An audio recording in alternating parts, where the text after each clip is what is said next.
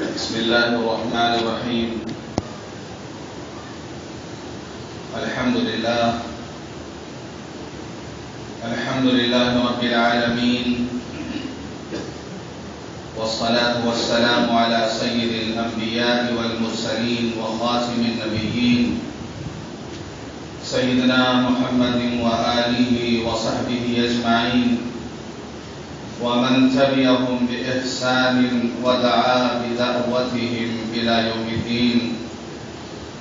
أما بعد، قال الله سبحانه وتعالى في القرآن المجيد والفرقان الحميد: أعوذ بالله من الشيطان الرجيم، بسم الله الرحمن الرحيم. وإذ قال إبراهيم رب اجعل هذا البلد آمنا واجنبني وبني أن نعبد الأصنام. صدق الله العظيم. اللهم صل على محمد وعلى آل محمد وبارك وسلم. میرے بھائیوں، بزرگوں، دوستوں،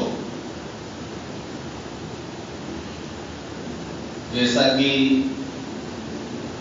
گزشتہ جمعے کو آپ نے سنا کہ حضرت ابراہیم علیہ السلام کی زندگی ہمارے لیے بہترین نمونہ ہے، اور تفصیل کے ساتھ آپ کے واقعات کو سنایا گیا، اور بات یہاں تک پہنچی تھی کہ جب حضرت ابراہیم علیہ السلام اپنی بیوی حضرت ہاجرہ اور اپنے لخت جگر حضرت اسماعیل کو لے کر مکہ آئے، اور اللہ کے حکم سے اس وادی غیر ذی زرع میں، جہاں نہ کوئی آدمی تھا نہ آدمزاد، جہاں نہ پانی کا انتظام تھا نہ کھانے کا انتظام تھا، اپنے بیوی اور بچوں کو وہاں پہ لا کے چھوڑا اور واپس جانے لگے. تو حضرت ہاجرہ نے پوچھا کہ کیا اللہ نے آپ کو اس کا حکم دیا؟ تو حضرت ابراہیم علیہ السلام نے فرمایا ہاں، اللہ نے حکم دیا.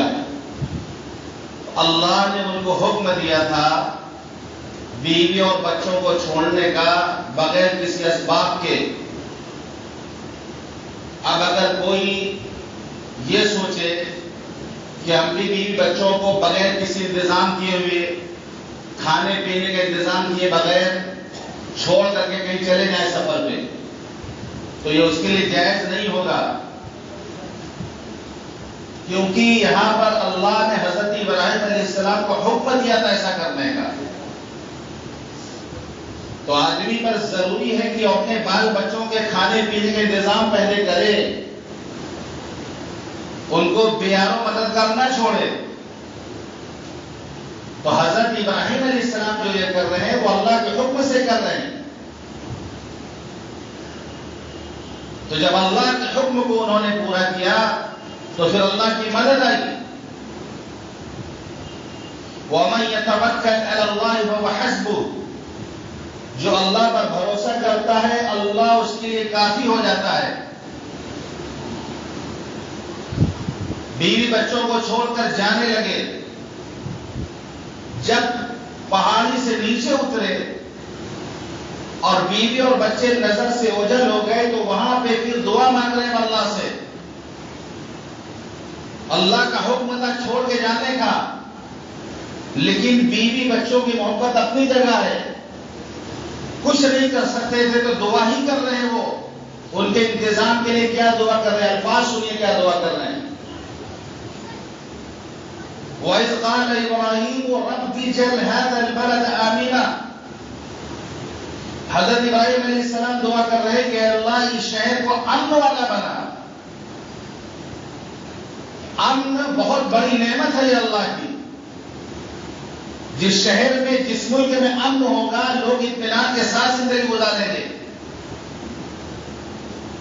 اور اگر کسی شہر یا کسی ملک میں امن نہ ہو، لوگ ڈرے ہوئے ہوں، خطرہ محسوس کر رہے ہوں، تو اس شہر کی زندگی بے سکونی کی زندگی ہوگی، ہمیشہ آدمی ڈرا ہوا رہے گا، خوف زدہ رہے گا. یہ کسی ایک دھرم کے لیے یا کسی ایک مذہب کے لیے نہیں. جو بھی انسان اس ملک یا اس شہر میں رہے گا اس کو خوف رہے گا، اطمینان حاصل نہیں ہوگا. تو امن کا ملنا، امن کی نعمت کا ملنا، اس کے لیے دعا کرنی چاہیے کہ اللہ ہمارے شہر کو، ہمارے ملک کو امن والا بنا دیجیے. کعبۃ اللہ کے بارے میں قرآن کہتا ہے وَمَن دَخَلَهُ كَانَ آمِنًا، کہ جو بیت اللہ میں داخل ہو گیا وہ امن پا گیا، وہ مامون اور محفوظ ہو گیا. امن کی دعا کر رہے ہیں مکے کے لیے. وَجُنُبْنِي وَبَنِيَ أَن نَعْبُدَ الْأَصْنَامَ، مجھے بھی اور میری اولاد کو بھی اس بات سے بچا لیجیے کہ ہم بتوں کی عبادت کریں. وَجُنُبْنِي وَبَنِيَ أَن نَعْبُدَ الْأَصْنَامَ، وقت کا سب سے بڑا موحد، سب سے بڑا توحید کا درس دینے والا پیغمبر، جس نے صرف اللہ کی محبت میں اپنے گھر کو چھوڑا، باپ کو چھوڑا، وطن کو چھوڑا، آگ میں کودنا گوارا کیا صرف اللہ کے لیے. وہ پیغمبر اللہ سے دعا مانگ رہا ہوا وَجْنُبْنِي وَبَنِيَ أَن نَعْبُدَ الْأَصْنَامَ، کہ اللہ مجھے بھی اور میری اولاد کو بھی شرک سے بچا لیجیے، بت پرستی سے بچا لیجیے. ایک موقع پہ اللہ فرماتا ہے وَإِذْ بَوَّأْنَا لِإِبْرَاهِيمَ مَكَانَ الْبَيْتِ، یعنی بیت اللہ جو جگہ ہے اس جگہ کے ہم نے ابراہیم علیہ السلام کو نشاندہی کر دی کہ اس جگہ پہ تمہیں کعبہ بنانا ہے، یہ ہے بنیاد، اسی بنیاد کو تمہیں اٹھانا ہے. وَإِذْ بَوَّأْنَا لِإِبْرَاهِيمَ مَكَانَ الْبَيْتِ أَلَّا تُشْرِكْ بِي شَيْئًا، دیکھو شرک مت کرنا. یہ اللہ کس سے کہہ رہا؟ حضرت ابراہیم علیہ السلام نے کہا اللہ تشرک بی شیئا، دیکھو میرے ساتھ کسی کو شریک مت کرنا. کیا ابراہیم علیہ السلام شرک کر سکتے تھے؟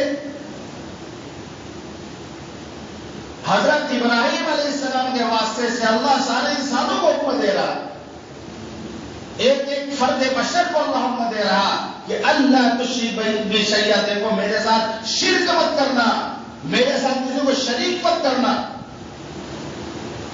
اسی لیے اللہ نے فرما دیا ان اللہ لا یغفر ان یشرک بہ، کہ اللہ شرک کو معاف نہیں کرتا. وَيَغْفِرُ مَا دُونَ ذَلِكَ لِمَن يَشَاءُ، اور جو گناہ ہے اللہ چاہے گا تو معاف کر دے گا، لیکن اللہ شرک کو معاف نہیں کرتا. انا اغنى الشركاء یعنی شرک، اللہ فرماتا ہے میں شرک سے سب سے زیادہ بے نیاز ہوں. مجھے شرکت گوارا نہیں ہے کہ کوئی میری ذات میں یا صفات میں یا عبادت میں میرے ساتھ کسی کو شریک کرے. میں بہت غیرت مند ہوں. من عمل عملا اشرک فیہ معی غیری ترکتہ وشرکا، جو کوئی عمل کرے گا میرے ساتھ کسی اور کو بھی شریک کرے گا میں اس کو بھی چھوڑ دوں گا، اس کے شرک کو بھی چھوڑ دوں گا. مجھے اس کی کوئی پرواہ نہیں ہوگی، اس کے عمل کی کوئی مجھے ضرورت نہیں، کوئی پرواہ نہیں.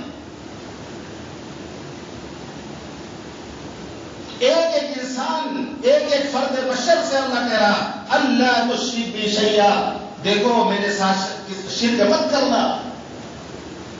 حضرت ابراہیم علیہ السلام اپنے اولاد کو نصیحت کر رہے ہیں وَوَصَّىٰ بِهَا إِبْرَاهِيمُ بَنِيهِ وَيَعْقُوبَ يَا بَنِيَّ إِنَّ اللَّهَ اصْطَفَىٰ لَكُمُ الدِّينَ فَلَا تَمُوتُنَّ إِلَّا وَأَنتُم مُّسْلِمُونَ. وصیت کر رہے ہیں حضرت ابراہیم علیہ السلام. حضرت اسماعیل علیہ السلام اپنے اولاد کو وصیت کر رہے ہیں کہ وَلَا تَمُوتُنَّ إِلَّا وَأَنتُم مُّسْلِمُونَ، تمہاری موت نہ آئے مگر اس حال میں کہ تم مسلمان بن کے دنیا سے جاؤ. مسلمان بن کے جیو، مسلمان بن کر مرو. وَلَا تَمُوتُنَّ إِلَّا وَأَنتُم مُّسْلِمُونَ، تمہاری موت نہ آئے مگر اس حال میں کہ تم مسلمان بن کر اس دنیا سے جاؤ. آج ہمیں فکر کرنی ہے اپنے اولاد کی، آج ہمیں فکر کرتی ہے اپنے بیٹے اور بیٹیوں کی. آج کے جو حالات ہیں، جو ماحول بنایا جا رہا، جس طریقے سے ہمارے خلاف پلاننگ کی جا رہی ہے، کہ آج ہماری نسلیں خطرے میں ہیں، آج ہمارے بچے اور بچیاں خطرے میں ہیں۔ میں کھلے لفظوں میں کہتا ہوں کہ آج سوشل میڈیا کے ذریعے سے، فیس بک کے ذریعے سے فیک آئی ڈی بنائی جاتی ہے، فیک آئی ڈی بنا کے لڑکیوں سے دوستی کی جاتی ہے، ان کو محبت کے جال میں پھنسایا جاتا ہے، اور جب بری طرح پھنس جاتی ہے وہ ایسا کوئی ویک پوائنٹ ان کے پاس ہوتا ہے جو وہ کیمرے میں قید کر دیا جاتا ہے، اور پھر اس لڑکی سے کہا جاتا ہے دیکھو تمہاری ویڈیو میرے پاس ہے، تمہیں وہ سب کچھ کرنا پڑے گا جو ہم کہیں گے، ورنہ تمہارے ماں باپ کو، تمہارے رشتے داروں کو ہم لے جا کے دکھائیں گے، تمہاری ویڈیو وائرل کر دیں گے۔ لڑکی مجبور ہوتی ہے، اس وقت سب کچھ کرنے کے لیے تیار ہوتی ہے، یہاں تک کہ اس کی انتہائی ہوتی ہے، اس کو جان سے مار دیا جاتا ہے۔ ایک پورا گینگ ہے جو سوشل میڈیا پہ کام کر رہا ہے کہ مسلمان لڑکوں لڑکیوں کو ان کو ایمان سے دستبردار کر دو، ان کو مشرک بنا دو۔ کتنی لڑکیاں ہیں جو آج غیر مسلموں کے ساتھ بھاگ رہی ہیں، آج غیر مسلموں کے ساتھ بھاگ رہی ہیں سوشل میڈیا پہ دوستی کرنے کے بعد، جبکہ ان کا انجام بہت برا ہو رہا ہے۔ وہاں جانے کے بعد گھر بھی واپس نہیں آ پا رہی، ان کو جان سے مار دیا جا رہا۔ اور ابھی نیا بیان آیا کہ ایسے نوجوان تیار کیے جا رہے ہیں کہ 6 مہینے کے اندر کم سے کم 2100 مسلمان لڑکیوں کو غیر مسلم بنانا ہے، 6 مہینے میں کم سے کم 2000۔ اس طرح کیس ہے، ایسے لڑکے ایسے نوجوان تیار کیے جا رہے ہیں جو فیک آئی ڈی بنا کر لڑکیوں کو پھنساتے ہیں۔ ہم اپنے بچیوں کو اگر موبائل دیتے ہیں تو اس کی نگرانی بھی کریں ہم۔ یہ لڑکیاں جو سڑکوں پر 12 سال 13 سال 15 سال کی، آپ ان کو بغیر کان میں موبائل لگائے ہو کسی وقت دیکھ لیں، وقت کی پرائم منسٹر ہے یہ، کتنا فون ان کے پاس آتا ہے کہ راستے چلتے موبائل ان کے کانوں میں لگا ہوا ہوتا ہے۔ 99% لڑکیاں ایسی ہیں جن کا موبائل راستے میں کانوں میں لگا ہوا ہے۔ وزیر اعظم ہے یہ، کتنا ان کے پاس کام ہے، کہاں سے ان کے پاس اتنا فون آتا ہے؟ ہم بے نیاز ہو کے ہم نے موبائل پکڑا دیا، لو بیٹی جو چاہو کرو۔ بہت چوکنا رہنے کی ضرورت ہے، ہوشیار رہنے کی، اپنی اولاد کو بچا لو برباد ہونے سے، بچا لو اپنی نسلوں کو برباد ہونے سے۔ یہ پوری پرانی جو چلائی جا رہی ہے، مسلمانوں کے خلاف پورا گروہ ہے جو کام کر رہا ہے سوشل میڈیا پہ، اور وہ بہت اچھا جال ہے جہاں پہ آسانی سے پھنسایا جا سکتا ہے۔ ہم نے اسی لیے پال پوس کے بڑا کیا کہ ہمارے بچے شرک کریں، ہمارے بچے دوسروں سے جا کے شادی کریں، ہمارے بچے دوسرے مذہب کو قبول کریں، اسی لیے ہم نے کھلا پلا کے اور خون پسینہ بہا کے انہیں جوان کیا تھا۔ ایسے واقعات ہیں آپ کے محلے میں، ایسے واقعات ہیں، ایسے واقعات آپ کے محلے میں جگہ جگہ اس طرح کے واقعات رونما ہو رہے ہیں۔ ہم مطمئن نہ بیٹھے، یہ حافظ، میں نے پچھلے جمعہ کو بھی کہا تھا کہ ہم نے حافظ جی کو ٹیوشن پہ لگا دیا ہے کہ حافظ جی آپ قرآن پڑھا دیجیے، حافظ جی کی ذمہ داری نہیں ہے، آپ ہیں ذمہ دار، آپ ہیں گارجن، کل آپ کی گردن ناپی جائے گی اگر مشرک ہوگی، اللہ کے آپ سے پوچھا جائے گا، حافظ جی سے نہیں پوچھا جائے گا۔ ان کا تو کام ہے قرآن پڑھا کے چلے جائیں گے وہ۔ اور جوان بیٹیوں کو حافظ جی سے قرآن مت پڑھوائیے خدا کے واسطے، اپنی جوان اولاد کو حافظ جی سے مت پڑھوائیے۔ اگر آپ کی بچی بالغ ہو گئی ہے تو نامحرم سے آپ اس کو قرآن مت پڑھوائیے، یہ بھی فتنہ ہے۔ ابھی یوپی کا واقعہ بہت زیادہ وائرل ہو رہا ہے، اسی دین کے نام پہ، دین کے نام پہ لڑکی کا مرڈر کیا گیا۔ کیونکہ جب ہم شریعت کے حدود کو پار کریں گے تو فتنہ تو پیدا ہی ہوگا، چاہے وہ دنیا کے نام پہ ہو چاہے وہ دین کے نام پہ ہو۔ اگر ہماری بچی بالغ ہو گئی ہے، بڑی ہو گئی ہے، تو حافظ جی صاحب قرآن کیوں اس کو پڑھائیں گے؟ ہم نے کمرہ دے دیا، حافظ جی کو جا مجھے قرآن پڑھا ہوا، وہ بھی حافظ جی بھی انسان ہے، وہ بھی انسان ہے۔ شیطان تو یہاں تک کہتا ہے کہ اپنے وقت کے حضرت حسن بصری، اپنے کے وقت کے بزرگ تابعی اور رابعہ بصریہ جیسی بزرگ خاتون اگر یہ دونوں ایک جگہ اکٹھا ہو جائے تو ہم دونوں سے بھی گناہ کرا دیں گے. ہم اور آپ کیا ہے؟ شیطان کا دعویٰ ہے کہ وہ دونوں بھی تنہائی میں ملیں گے، ہم اسے گناہ کروا دیں. عام بات ہے کہ حافظ جوان لڑکوں کو ٹیوشن پڑھا ہے، آن لائن پڑھائے تب بھی غلط ہے، کیونکہ ویڈیو میں نظر آتا ہے جتنا وہی سے شروع ہوتا ہے. چاہے وہ آف لائن ہو چاہے وہ آن لائن ہو، آپ مت پڑھائیں کسی مرد سے، کسی حافظ ہو یا عالم مت پڑھائیں آپ اس سے اپنی بچیوں کو. فتنہ دین کے نام سے شروع ہوگا. شیطان کہے گا کہ دین کا تو کام ہے، قرآن تو پڑھانا ہے، کون سا غلط کام کر رہے ہیں؟ دین کے نام سے ہی فتنہ شروع ہوگا. تو ہم مطمئن نہ بیٹھے اپنے اولاد کو لے کر. جو آج جال بچھایا جا رہا ہے اس سے بچائیں کہ ہمارے بچے کے اندر شکار نہ ہو جائے. ظاہر سی بات ہے اگر بچے ایسی غلطی کریں کوئی ضرور نہیں ہے کہ والدین کی بہت بڑی غلطی ہو یا والدین کو ہم کوسیں کہ ان کا بچہ ایسا کر دیا. کبھی کبھی ایسا ہوتا والدین بہت نیک ہوتے ہیں اور آپ نالاک نکل جاتی ہے. اس کے قصور ہم ماں باپ کو نہیں کرا دے سکتے ہیں. اولادی نالاک نکل گئی، ماں باپ نے بہت کوشش کی، کیا کر سکتے ہو؟ لیکن دو چیز سمجھ میں آئی ہے یہاں پر، جو اس طرح کے واقعات کے جو شکار ہو رہے ہیں، دو چیزیں سمجھ میں. نمبر ایک غربت، غریبی. ان کو بہترین موبائل لڑکیوں کو چاہیے، ان کو پیزا برگر چاہیے، ان کو KFC میں ناشتہ چاہیے، KFC کا ناشتہ چاہیے، ان کو مال گھومنا ہے، مال کلکتہ کے سارے مال ان کو گھومنا ہے، ان کو بڑے بڑے پارک گھومنا ہے، ان کو اچھے سے اچھے ریسٹورینٹ میں کھانا کھانا ہے. باپ کے پاس پیسے نہیں ہے، غربت ہے. ایک تو غربت یہ کام کراتی ہے، دوسری جہالت. ہم نے بچوں کو کبھی بتایا شرک کی قباحت کبھی بتایا ہی نہیں، توحید کا درس کبھی دیا ہی نہیں کہ توحید میں اور شرک میں کیا فرق ہے، ایک موحد اور ایک مشرک میں کیا فرق ہوتا ہے، کہ توحید میں آدمی جیے گا اور مرے گا تو جنت میں جائے گا، شرک کر کے مرے گا تو آدمی ہمیشہ کے جہنم میں جائے گا. ہم نے بچوں کو بتایا ہی نہیں. ہم نے شرک کی نفرت انہیں کبھی نہیں دلائی، شرک کی قباحت شناخت اس کی نفرت ہمیں کبھی نہیں بھری. یاد رکھیے اپنے بچوں کو توحید کا درس دیجیے، توحید ان کو گھول کے پلائیے.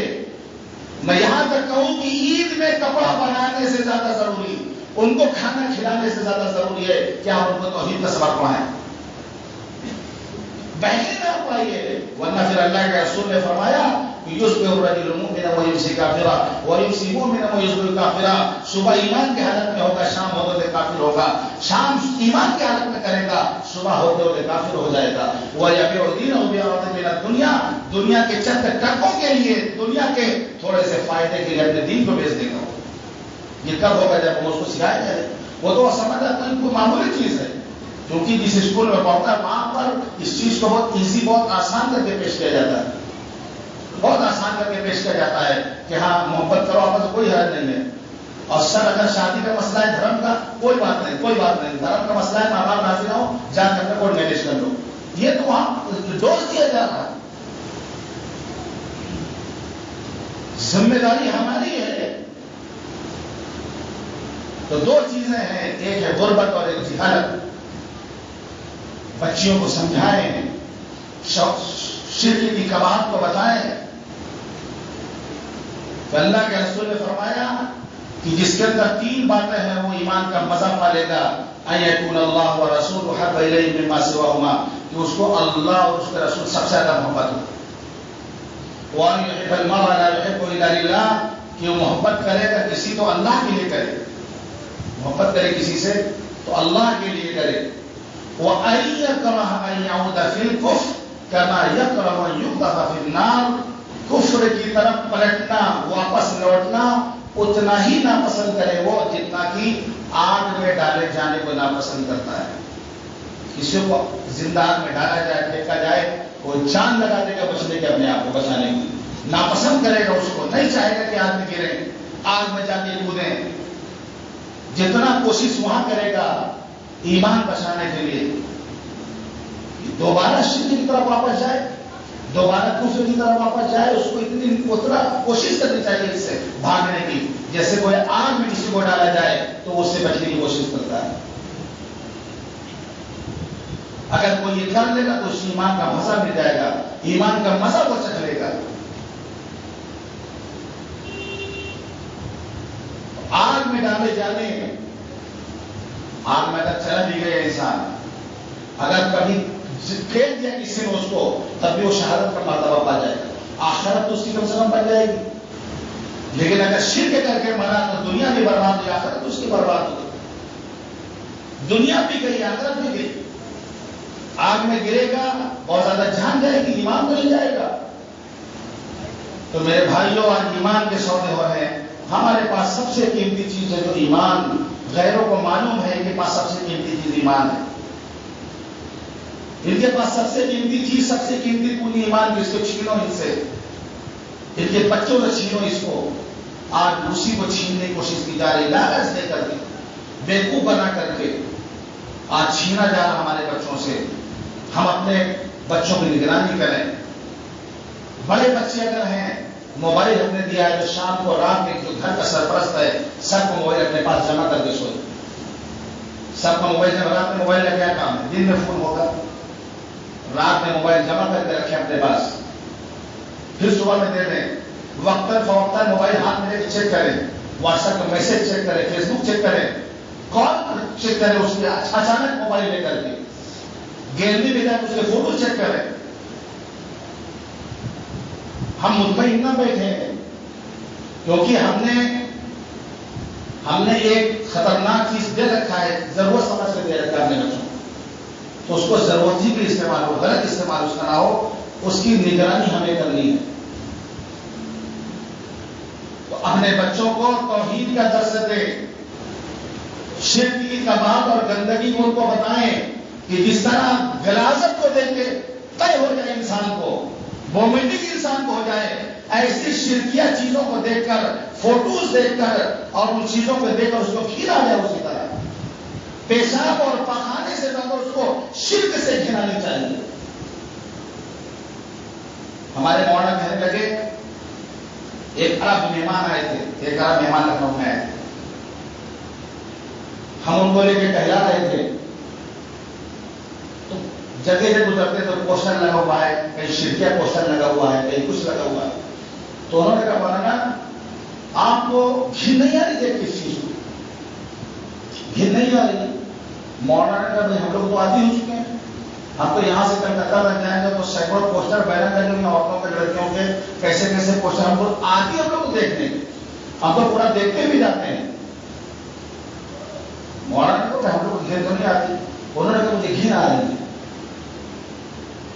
مجھے گھن آ رہی ہے دیکھ کر, کیونکہ سعودی عرب میں آپ اگر جائیں گے تو سڑک کنارے آپ کو کوئی بھی پوسٹر نظر نہیں آئے گا, بینر والی کا روڈ کنارے, کوئی ایڈورٹائزمنٹ کچھ بھی آپ کو سڑک کنارے نہیں نظر آئے گا. ہمارے یہاں شرک کی چیزیں سامنے لگی ہوتی ہیں, اور اب تو کہا یہ جائے کہ نقاب اور کر کے ان کے میلوں میں جاتی ہے باقاعدہ عورتیں, میلوں ٹھیلوں میں جاتی ہے باقاعدہ, گھومنے جاتی ہیں جہاں پر ان کا جشن ہو رہا ہوتا ہے, ان کا تہوار ہو رہا ہوتا ہے, جو چیز ان کے لیے مخصوص ہے. اتنا ہلکا ہم نے سمجھ رکھا ہے اس چیز کو. جب آدمی جائے گا تو متاثر ہوگا, دیکھے گا تو متاثر ہوگا, اس کو کم از کم ہلکا سمجھے گا اس چیز کو. پھر وَلَا تَعَاوَنُوا عَلَى الْإِثْمِ وَالْعُدْوَانِ, اللہ فرماتا ہے گناہ پر ایک دوسرے کا تعاون مت کرو, نیکی پر تعاون کرو, گناہ پر تعاون مت کرو. تو ہم گناہ پر تعاون کر رہے ہیں, ایک بھیڑ جمع ہو کے آدمی نے وہاں لوگ دیکھنے کے لیے آ رہے ہیں, بہت اچھا ہے, اور اگلے سال اور بڑھ چڑھ کے کیا جائے اس کو. یہ جتنے بدعتیں ہوتی ہیں, جلسے جلوس ہوتے ہیں, یہ محرم کا اکھاڑا نے لے لیا, کیوں ہوتا ہے؟ صرف عورتیں دیکھتی ہیں, عورتیں جس دن دیکھنا بند کرتے سب بند ہو جائے گا. انہیں کے دم سے تو دمخم ہے, یہاں پر لوگ اگر نہ آئے تو کچھ ہو ہی نہیں, انہیں کی وجہ سے ساری بھیڑ اکٹھی ہو رہی ہے. تو آدمی جب شامل ہوگا تو اس کی برائی کم ہو جائے گی, ہلکی ہو جائے گی, متاثر ہوگا. ایک صحابی ہیں وہ سفر کے دوران ملک شام کا ہیرا ایک جگہ وہاں گئے، دیکھا کہ وہاں کے لوگ اپنے سردار کو سجدہ کر رہے ہیں، دیکھ کے متاثر ہوئے، اس ماحول میں گئے تو متاثر ہوئے۔ مدینے میں تو ایسی کوئی بات نہیں ہے، وہاں گئے دیکھا کہ وہاں کے سردار بیٹھا ہوا ہے اور لوگ سجدہ کر رہے ہیں تو بڑا اچھا لگا دیکھ کے انہیں۔ واپس آ کے مدینے میں اللہ کے رسول میں گیا تھا، ملک شام ہیرا گیا تھا، میں نے دیکھا کہ وہاں کے سردار کو لوگ سجدہ کر رہے ہیں تو آپ کو زیادہ حقدار ہے کہ ہم آپ کو سجدہ کریں۔ جب وہ لوگ اپنے سردار کو سجدہ کر سکتے ہیں تو آپ کو زیادہ حقدار ہے کہ ہم آپ کو سجدہ کریں۔ یہ بات مجھے ذہن میں کیسے مدینے میں رہتے تو کبھی نہیں آئی کب ذہن میں، جب وہاں پہ سفر کیا، اس ماحول میں گئے، اس ماحول میں گئے، اس ماحول کو دیکھا تو ان کو اچھا لگا اور آ کے نبی سے تذکرہ کر رہے ہیں۔ ہاں، ہم میں اور صحابہ میں فرق یہ ہے کہ صحابہ کرام تصدیق کر لیتے تھے، صحابہ کرام تصدیق کرتے تھے نبی سے۔ ہمارے یہاں کیا ہے، ہم تصدیق علماء سے نہیں کرتے، ہمیں اچھا لگا ہم کرنے لگے۔ انہوں نے تصدیق کے اللہ کے رسول، ہم گئے، ہم نے دیکھا تو آپ تو زیادہ حقدار ہے کہ ہم آپ کو سجدہ کریں، تو آپ نے منع فرمایا نہیں۔ آپ نے فرمایا کیا کل میری قبر سے گزرو گے تو سجدہ کرو گے؟ صحابہ کا نہیں لگا رسول آپ قبر کو سجدہ تو نہیں کریں گے، تو فرمایا ابھی نہ کرو، فرمایا ابھی نہ کرو۔ تو کس طرح ذہن سازی کی نبی نے، کس طرح ذہن سازی کی، تو قبر کی پر سجدہ کرنے سے منع کیا اور موجودہ حالت میں بھی سجدہ سے منع کیا آپ نے۔ تو بتانے کا مقصد یہ ہے کہ جب آدمی کسی ماحول میں جاتا ہے وہ متاثر ہوگا۔ ہم ایمان والے، ہم متاثر ہونے کے لیے دنیا میں نہیں آئے ہیں، ہم دوسروں کو مؤثر کرنے کے لیے آئیں گے، دوسرے ہمیں دیکھ کے متاثر ہوں۔ ہم ایکٹر نہیں ہیں کہ ہم ایکٹنگ کریں دوسروں کو دیکھ کے، ہم فیکٹر ہیں، دوسرے لوگ ہماری نقل کریں، ہم مؤثر بنے۔ آپ ایسا کام کریں کہ لوگ آپ کو دیکھ کے متاثر ہوں، یہ نہیں کہ ہم جائیں، ہم دوسروں کے تہذیب کو دیکھ کر، ان کی دیومالائی تہذیب کو دیکھ کر، ان کی شرکیہ اور کفریہ چیزوں کو دیکھ کر ہم ہوں، ہمارے گھر کی عورتیں ہوں، ہمارے بچے ہوں، وہ جا کے متاثر ہوں۔ حضرت ابراہیم علیہ السلام کا واقعہ یہ بتاتا ہے کہ ابراہیم علیہ السلام کو سب سے زیادہ جس چیز کا ڈر اور خوف تھا وہ تھا شرک کا، وہ تھا شرک کا۔ قرآن میں آپ پڑھیں گے کہیں نظر آئے گا آپ کو کہ شرک کا بہت تذکرہ ملے گا۔ تو حضرت ابراہیم علیہ السلام سب سے بڑے موحد تھے، ہم ان کی ملت میں آج ہیں۔ انہوں نے اپنے اور اپنے بچوں کو ایمان کی فکر کی، اپنی اولاد کو ایمان کا درس دیا۔ ان کے بیٹے یعقوب نے بچوں سے پوچھا کہ ماتا مدن بادی بتاؤ میرے بعد تم کس کی عبادت کرو گے؟ ہمیں سکون نہیں ملے گا مرنے کے بعد، قبر میں ہماری پیٹ نہیں لگے گی جب تک تم مجھے بتاؤ گے نہیں کہ میرے بعد تم کس کی عبادت کرو گے۔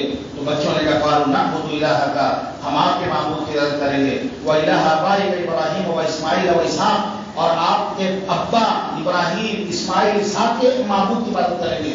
الہ واحدہ، جو تنہا معبود ہے، جو اکیلا ہے، وَنَحْنُ لَهُ مُسْلِمُونَ، اور ہم اس کے لیے اطاعت مطیع اور فرما بردار ہیں، ہم مسلمان ہیں۔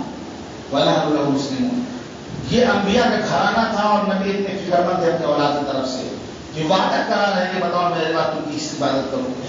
اور ہم سوچیں کہ ہم دنیا سے جائیں گے، ہمارے بچے کیا اس اسلام میں باقی رہیں گے، توحید میں باقی رہیں گے؟ ایسا تو شرک میں مبتلا ہو جائے، شرک اور کفریہ کام کرنے لگے۔ کیونکہ بہت سے اس جگہ دیکھے باپ بہت نیک تھے، بہت اللہ والے تھے، ان کے اولاد بگڑ کے شرک میں مبتلا ہو گئی، بدعت میں مبتلا ہو گئی، رسم و رواج میں جا کے پھنس گئی، قبر پرستی میں مبتلا ہو گئی۔ وہ اپنے کے وقت کے بڑے بڑے اللہ تھے، لیکن بعد والوں نے جو ہے کمائی کا ذریعہ ان کو بنا لیا، ان کے مذاق کو کمائی کا ذریعہ بنا لیا اور شرک اور کفر میں مبتلا ہوئے اور دوسروں کو بھی مبتلا کیا۔ تو یاد رکھیے ہر ایک سے قیامت کے دن پوچھا جائے گا، جیسا کہ میں نے پہلے کہا اللہ کی کسی سے کوئی رشتہ داری نہیں ہے، کل قیامت کے دن کوئی کسی کام نہیں آئے گا۔ حضرت ابراہیم علیہ السلام اپنے باپ آزر کو نہیں بچا پائیں گے، اپنے باپ آزر کو نہیں بچا پائیں گے جہنم میں جانے سے۔ کوئی پیر کوئی فقیر جو دعویٰ کرتا ہے میرا دامن پکڑو جنت میں پہنچا دیں گے، سب غلط بات ہے۔ آپ نیک عمل کریے، آپ اللہ کو راضی کریے، تب بھی آپ جنت میں جا پائیں گے۔ اللہ کے فضل کے ساتھ بھی جنت میں جائے گا، اللہ کی رحمت سے بھی جنت میں جائے گا۔ تو ہم دعا کریں اللہ ہم سب کی حفاظت فرمائے، ہماری نسلوں کی اللہ حفاظت فرمائے، اور ہر طرح کے شر اور فتنے سے اللہ ہم سب کی پوری حفاظت اور مدد فرمائے۔ واخر دعوانا الحمد لله رب العالمين.